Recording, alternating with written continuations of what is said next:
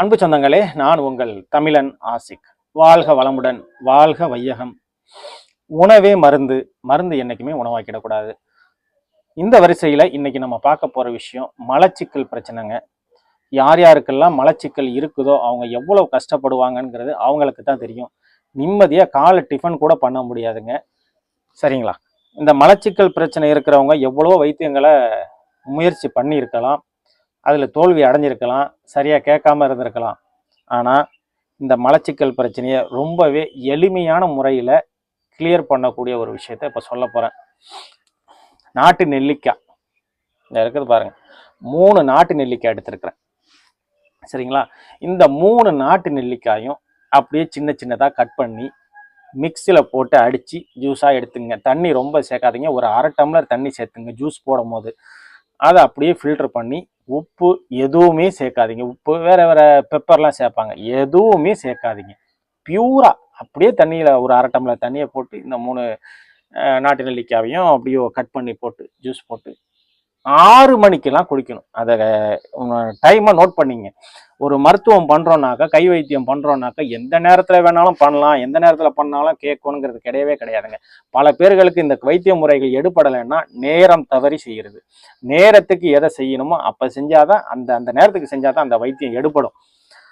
அந்த மாதிரி இந்த நாட்டு நெல்லிக்காயை காலையில் 6 மணி அல்லது 7 மணிக்குள்ள, 6 to 7க்குள்ள இந்த ஜூஸ் போட்டு குடிச்சிருங்க.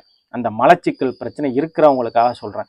இந்த நாட்டு நெல்லிக்காய் எத்தனையோ பிரச்சனைகளை குணப்படுத்தக்கூடியது. இருதயம் சம்பந்தமான பிரச்சனைகளை குணப்படுத்தக்கூடியது, சுகர் பிரச்சனை, பிரஷர் பிரச்சனை, இன்னும் நிறைய விஷயங்கள். இதனுடைய பலன்கள் நிறைய இருக்குது. பேசணும்னா நிறைய பேசிக்கிட்டே போகலாம்.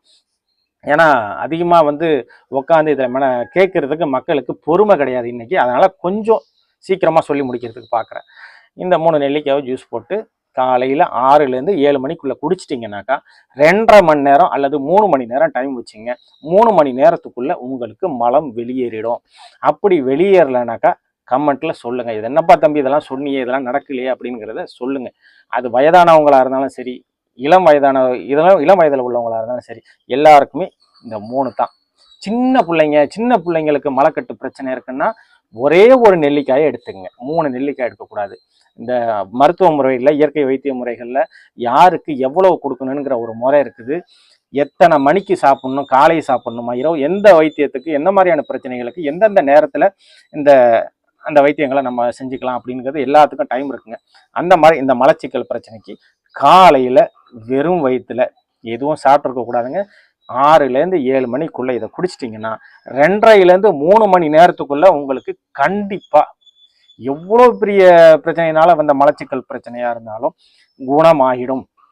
சரிங்க, இந்த மலச்சிக்கல் ஏன் ஏற்படுது அப்படிங்கிறதுக்கு ஒரு விஷயத்த உங்களுக்கு சின்ன விஷயம் தான் நான் சொல்றேன்.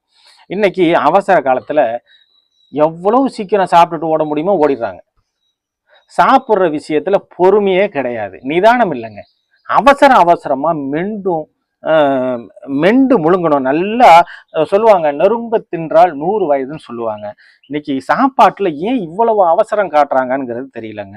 அவசரம், வேலைகள் எவ்வளவு வேணா வேலை பளுகள் இருக்கலாம், ஆனா சாப்பாட்டுக்கு சரியான நேரத்தை ஒதுக்கிட்டு மற்ற வேலைகளை பாருங்க. அப்பதான் உங்க உடல் ஆரோக்கியமா இருக்கும். இந்த வார்த்தை சொன்னாங்க பாருங்க, நொறுங்க தின்றால் 100 வயதுன்ட்டு.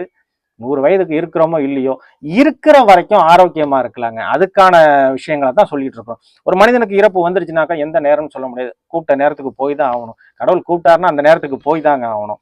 ஆனால் இருக்கிற வரைக்கும் நம்ம உடல் ஆரோக்கியமா இருக்கணும்.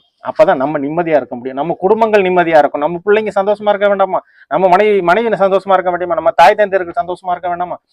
நம்ம ஆரோக்கியமா இருந்தா தான் எல்லாருமே சந்தோஷமா இருக்காங்க. அவங்களுடைய சந்தோஷத்துக்காக தான் நம்ம உழைச்சிக்கிட்டு இருக்கிறோம். ஆனா இந்த சாப்பாட்டுக்கு நம்ம மதிப்பு கொடுக்கறது இல்லைங்க. ஏன்னா தனமா சாப்பிட்டுட்டு போறது, கண்டதையும் சாப்பிட்டு போறது, என்னென்னலாம் கிடைக்குதோ அதெல்லாம் சாப்பிட்டு போறது. என்னங்க கேட்டா என்ன சொல்றாங்கன்னா, ஆமாப்பா அவசர காலத்துல நீங்க இதெல்லாம் அம்மாப்பா பார்த்துட்டு இருக்க முடியும், என்ன கிடைக்குதோ சாப்பிட்டு போப்பா.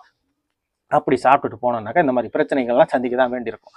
அப்போ சரியா உங்களுக்கு மலம் வெளியேறணும், நேரத்துக்கு வெளியேறணும்னா நீங்க நேரத்துக்கு சாப்பிடணும்.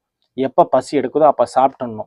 அதே மாதிரி ரொம்பவே பொறுமையா நல்லா மெண்டு, சரிங்களா, ஒரு வாய் வச்சிங்கன்னா சித்தர்கள் சொல்றாங்க 50 முறை மெல்லணும்ங்கிறாங்க. 50 முறை மெண்டு சாப்பிட்டாதான் உங்களுக்கு அந்த செரிமான சக்தி ரொம்ப ஈஸியாக நடக்கும். உங்கள் குடலை போட்டு கஷ்டப்படுத்தாதீங்க. நீங்கள் முழுசா அப்படியே போட்டு முழுங்கிட்டு போனீங்கன்னா, அவசரம்னு முழுங்கிட்டு போனீங்கன்னாக்கா எப்படிங்க உங்கள் குடல் என்னதாங்க பண்ணும்? அது என்னங்க குடல் என்ன இரும்புலியாங்க செஞ்சுருக்கான் கடவுள்? ரொம்ப மென்மையான பொருள் தான். அந்த உள்ள இருக்கிற அந்த குடல் ரொம்ப மென்மையான விஷயம். அது நீங்க கொடுக்குற ஐட்டத்தெல்லாம் செரிச்சு கொண்டு போகணுன்னாக்கா ரொம்பவே சிரமப்படும். ஆயில் ஐட்டத்துல பொரிச்சது அந்த கருப்பா இருக்கும் பாருங்க, பொரிச்சு வச்சிருப்பாங்க பாருங்க, நல்லா கோழியை பொரிப்பாங்க, நல்லா மொறுவலா பொரிச்சு கொடுங்கன்னு சொல்லிட்டு கேட்டு சாப்பிடுங்க. அந்த மாதிரிலாம் சாப்பிட்டீங்கன்னா கண்டிப்பா காலையில நீங்க மோஷன் போகும்போது பாருங்க, அதனுடைய எஃபெக்ட் உங்களுக்கு தெரியும். அதனால என்ன சொல்றேன்னாக்கா, நீங்க சாப்பிடக்கூடிய சாப்பாடை ரொம்ப பொறுமையா நிதானிச்சு ரசிச்சு ருசிச்சு சாப்பிடுங்க. பொறுமையா சாப்பிடுங்க. வாய்க்குள்ளே எல்லாம் கூலாயிடணும், தண்ணி மாதிரி ஆயிடணும், லிக்யூடா மாத்திடணும். நீங்க சாப்பாடை வாயில வைக்கிறீங்க, வாயில வச்சுட்டு அதை கொஞ்ச நேரத்துல அதை லிக்யூடா மாத்திடணும். லிக்யூடா மாறுற வரைக்கும் நீங்க மெல்லணும். அப்படி லிக்யூடா மாத்தி மீண்டும் முழுங்குனீங்கன்னா உங்க குடல் சரியான முறையில ஜீரண சக்தி செய்யும். இந்த மாதிரி நான் சொன்ன முறையில நீங்க சாப்பிட்டு வந்தீங்கன்னா மலச்சிக்கல் பிரச்சனை உங்களுக்கு வரவே வராதுங்க. தைரியமா இருங்க. நன்றி.